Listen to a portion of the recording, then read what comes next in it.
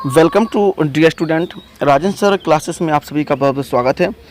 प्यारे बच्चों, आज की वीडियो लेक्चर में हम पढ़ने वाले हैं मध्य प्रदेश की प्रमुख नदियों के बारे में। एक नज़र में पढ़ेंगे मध्य प्रदेश में जो प्रमुख नदियां हैं ये जो हैं वो कहां से कहां तक बहती हैं, इनका ओरिजिन स्रोत कहां से हैं और ये कितने किलोमीटर की लंबाई में बहती हैं। तो पूरी वीडियो लेक्चर में हम डिस्कस करेंगे कि मध्य प्रदेश की जो प्रमुख नदी कहां से कहां तक बहती हैं और इनकी क्या लंबाई है, जो कि आपके MPPSC, MPSI और पटवारी और व्यापम के सभी एग्जामों के लिए बहुत ही इंपॉर्टेंट वीडियो लेक्चर होने वाला है। तो पूरे वीडियो लेक्चर को ध्यान से देखिएगा।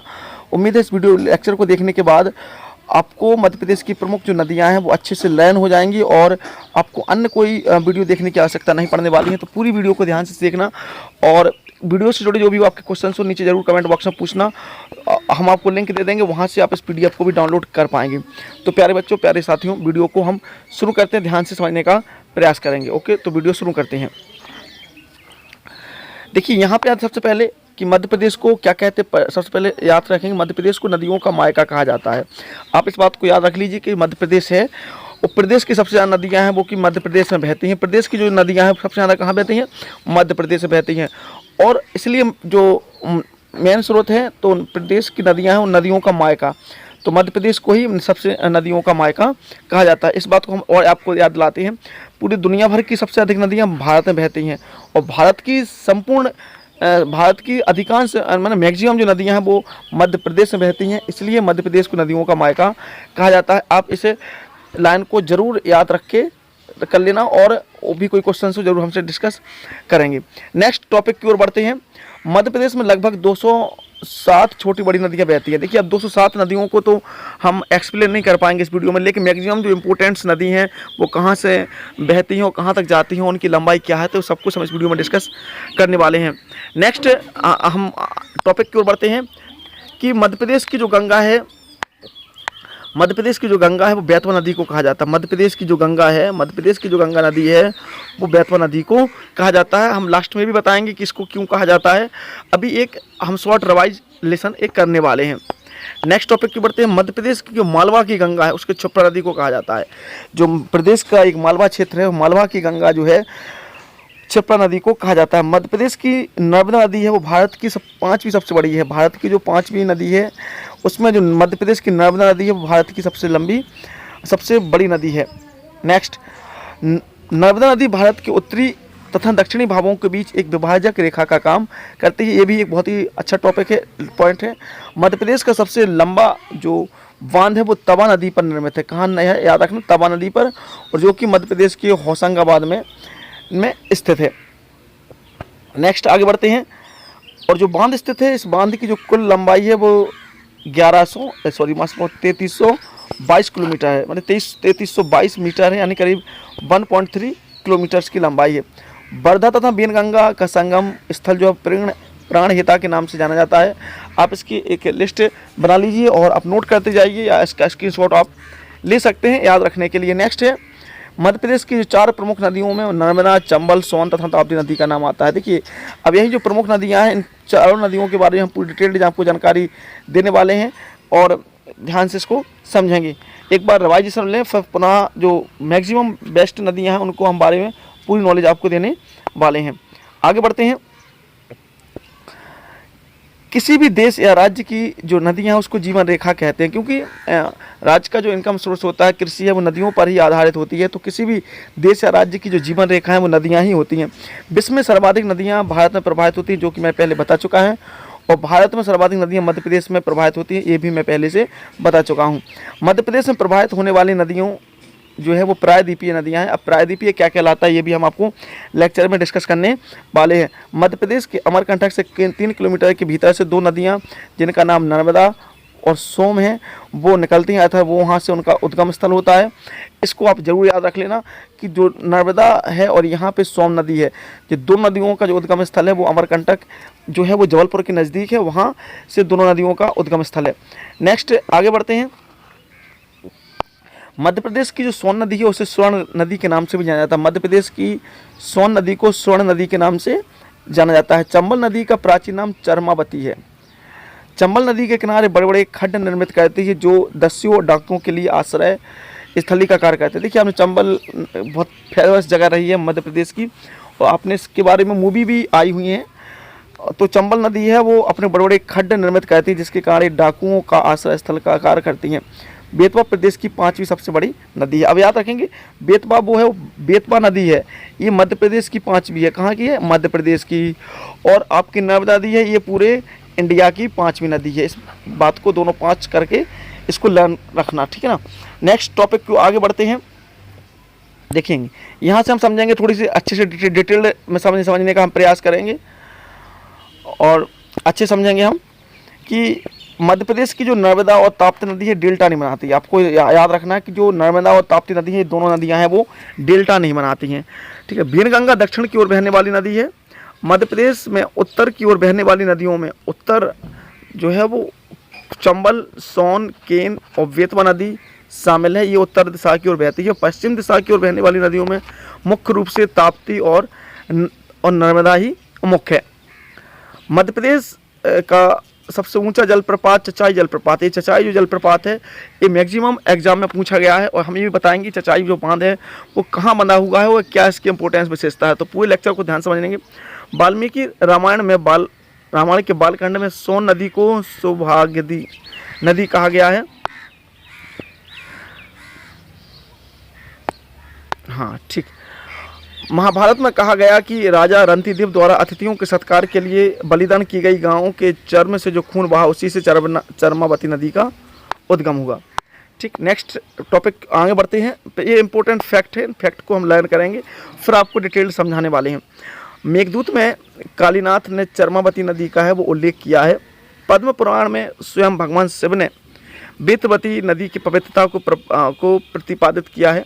बेत नदी का जो उद्गम है उल्लेख है वो साहित्यिक कृतियों में भी किया गया है। बाणभट्ट ने कादम्बरी में एवं कालिदास ने मेघदूत में, जो कालिदास की रचना मेघदूत है उसमें उन्होंने इसका वर्णन किया है। बेतवा बुंदेलखंड की जीवन रेखा तो है ही, ठीक है। बेतवा नदी है मध्य प्रदेश के बुंदेलखंड यानी झांसी बुंदेलखंड की जीवन रेखा तो है, तथा यहाँ के सांस्कृतिक और साहित्यिक गतिविधियों का केंद्र भी रही है। महाकवि केशव दास के लिए बेतवा का तट आकर्षक केंद्र था। रसिक प्रिया, जो केशव दास की प्रमुख जो रचना है रसिक प्रिया में, उन्होंने इसकी महिमा का गान किया है। महाभारत में कहा गया कि ताप्ती जो है सूर्य भगवान की पुत्री है। महाभारत में भी कहा गया है कि जो ताप्ती नदी मध्य प्रदेश के अंतर्गत बहती है वो भगवान सूर्य की पुत्री है। केन नदी का प्राचीन नाम दीर्घनावती था। केन नदी का जो प्राचीन नाम है वो आप याद रखना, केन नदी का प्राचीन नाम दीर्घावती नदी है। आगे बढ़ते हैं।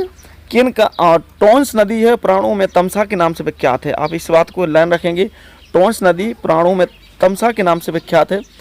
तमसा का जो उल्लेख है हम बताते हैं आपको। तमसा का जो उल्लेख है मार्कंडेय, मत्स्य, वाल्मीकि रामायण, वामन एवं वायु पुराणों में भी इसका उल्लेख हमें प्राप्त हुआ है। वैनगंगा का उल्लेख भी महाभारत में तथा अनेक पुराणों में मिलता है। पुराणों में इसे वैवा या वैया दीदी के नाम से संबोधित किया जाता है। देखिए, अब हमने पूरे टॉपिक में एक शॉर्ट फैक्ट के रूप में मध्य प्रदेश की प्रमुख नदियों के बारे में डिस्कशन किया। अब हम आपको बताएंगे कि जो प्रमुख नदियां हैं, आप एक नोट शीट उठा लीजिए और बताने वाले हैं कि जो प्रमुख नदियां हैं वो कहाँ से बहना शुरू होती हैं और कहाँ तक जाती हैं, उनकी टोटल लंबाई क्या है और उनके नदियों के किनारे कौन कौन से प्रमुख इस जगह पड़ते हैं और सबको हम डिस्कस करने वाले हैं। तो अब हम नेक्स्ट टॉपिक की ओर आगे बढ़ते हैं जी। तो शुरू करते हैं। तो सबसे पहले जो नाम आता है वो आता है नर्मदा नदी का। आप इसको नाम को नोट कर लीजिए। जो नर्मदा नदी है ये सबसे पहले आती है और इसकी जो टोटल लंबाई है वो 1312 किलोमीटर है। नर्मदा नदी की टोटल लंबाई कितनी है? 1312 किलोमीटर। ये अमरकंटक जो जगह है, अमरकंटक से उद्गम होती है और जो कि गुजरात की खंबात की खाड़ी में गिरती है। ठीक है, आप इसको लर्न रखेंगे। नर्मदा नदी में इंपॉर्टेंट फैक्ट क्या रखना है, नर्मदा नदी जो है वो 1312 किलोमीटर लंबाई में बहती है, जो कि मध्य प्रदेश में भी याद रखना, मध्य प्रदेश में यह केवल 1077 यानी 1077 किलोमीटर मध्य प्रदेश में बहती है। और इसका जो उद्गम स्थल है वो अमरकंटक है और ये जो है वो गुजरात खंबात की खाड़ी में गिरती है। ठीक है ना। दूसरी नदी पे नाम आता है, जो दूसरा इंपॉर्टेंट नाम आता है वो आता है आपका चंबल नदी का। अब याद रखें कि चंबल चंबल नदी है, इसकी जो टोटल लेंथ है, चंबल नदी की टोटल लेंथ कितनी है? आप याद रखेंगे चंबल नदी की जो टोटल लेंथ है वो है आपकी 965 किलोमीटर, ठीक है ना, 965 किलोमीटर, 965 किलोमीटर चंबल नदी की लेंथ है, जो कि इंदौर के निकट एक महू जगह है, महू। आप याद रखेंगे महू जगह के निकट से ये जाना पाब पहाड़ी से एक जगह है, जाना पाब, जाना पाब पहाड़ी से ये नदी का, इस नदी का उद्गम होता है, और जो कि इटावा उत्तर प्रदेश में मिल जाती है। इटावा की उत्तर प्रदेश में यमुना नदी में ये नदी है वो मिल जाती है, ठीक है, इटावा के पास यमुना नदी में, राइट। आप इसको याद रखना। नेक्स्ट टॉपिक की है ताप्ती नदी। जो ताप्ती नदी है, मैं आपको बता दूं, जो ताप्ती नदी है, इस ताप्ती नदी की जो टोटल लेंथ है वो है 724 किलोमीटर, ठीक। याद रखना ताप्ती नदी की टोटल लेंथ कितनी है? ताप्ती नदी की 724,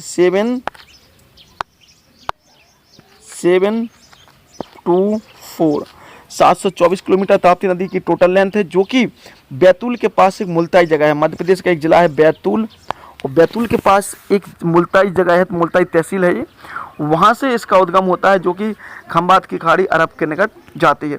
चौथी इंपॉर्टेंट नदी है सोन। सोन नदी जो है, ये जो नदी है इसकी जो टोटल लेंथ है, इस लेंथ के अनुसार जो है ये है 780 किलोमीटर। आप इसको ध्यान रखना, 780 किलोमीटर इसकी टोटल लेंथ है। हम इसको रिमूव कर देते हैं बोर्ड को पहले, ठीक है ना। बोर्ड को हमने रिमूव कर दिया, और कलर भी है वो तो चेंज करते हैं, थोड़ा सा डार्क करते हैं,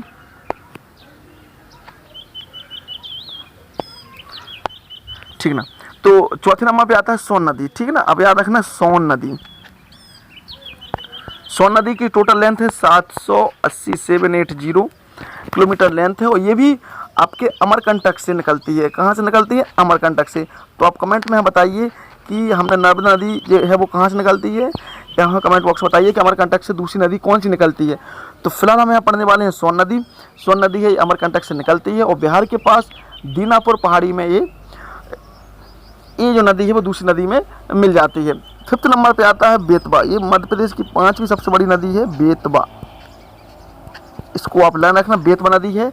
ये जो बेतवा नदी है ये 380 किलोमीटर लेंथ में बहती है, लेकिन ये प्रदेश के एक विशेष कस्बे से होकर बहती है कोई, ठीक है ना। तो इस 380 किलोमीटर इसकी लंबाई है, और ये जो नदी है ये कुमरा गांव रायसेन, जो रायसेन मध्य प्रदेश के भोपाल के पास में रायसेन कुमरा गांव से बहती है, और हमीरपुर में यमुना नदी में ये, उत्तर प्रदेश के हमीरपुर में यमुना नदी में ये मिल जाती है। तो बेतवा नदी के किनारे एक बहुत ही फेमस जगह है ओरछा। ओरछा इस नदी के किनारे बसा हुआ एक प्रमुख नगर है। 6 नंबर पे आता है तवा नदी। 6 नंबर पे आता है तवा नदी, ठीक ना। 6 नंबर पे आता है तवा नदी।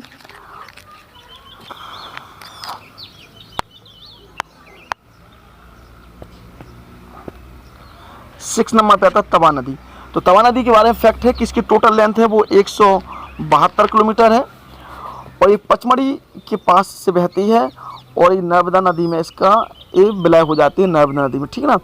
वहीं हम बात करते हैं क्षिप्रा नदी के बारे में। तो क्षिप्रा नदी है जो 195 किलोमीटर बहती है। बेनगंगा नदी, देखिए बेनगंगा नदी एक प्रमुख लेंथ वाली नदी है। बेनगंगा नदी की जो लंबाई है वो 570 किलोमीटर है, और बेन नदी जो है इसकी लेंथ जो है 570 किलोमीटर है। ये पारसवाड़ पहाड़ी सिवनी से होकर निकलती है, जो कि वर्धा में शामिल हो जाती है। तो देखिए और भी प्रमुख नदियां हैं। अब वो नदियों की टोटल लेंथ है वो क्लियरली नहीं है, लेकिन मैं आपको बोलता जा रहा हूँ, आप उनको सुनते जाएं और लेक्चर को में अपने कॉपी में नोट जरूर करते जाएं। तो फिर आता है बेनगंगा नदी, ये 570 किलोमीटर इसकी लेंथ है। काली सिंध नदी जो है वो 150 किलोमीटर की लंबाई में जाती है। ये देवास से इस नदी का उद्गम होता है, और राजस्थान के चंबल में ये नदी है वो विलय हो मिल जाती है दूसरी नदी के साथ। फिर आता है छोटी तवा, ये बैतूल से इस नदी का उद्गम होता है, और आबना खंडवा में ये दूसरी नदी में विलय हो जाती है। फिर आती है कुनू नदी के बारे में। अब इस नाम को याद रखना, कुनू नदी। कुनू नदी है ये 180 किलोमीटर इसकी लेंथ है, जो कि शिवपुरी पठार से इसका उद्गम होता है, और चंबल में ये जाके दूसरी नदियों में विलय हो जाती है। नाम आता है धसान नदी का। धसान नदी है वो 240 किलोमीटर की रेंज में ये नदी प्रवाहित होती है मध्य प्रदेश के, जो कि रायसेन से निकलती है, और बेतवा नदी में ये विलय हो जाती है, बेतवा नदी में मिल जाती है। फिर आता है माही नदी। ये नदी माही नदी है, ये बहुत ही इंपॉर्टेंट नदी है माही। ठीक, माही नदी है ये, इसकी टोटल लेंथ है 583 किलोमीटर। 583 किलोमीटर इस नदी की टोटल लेंथ है, जो कि धार जिले के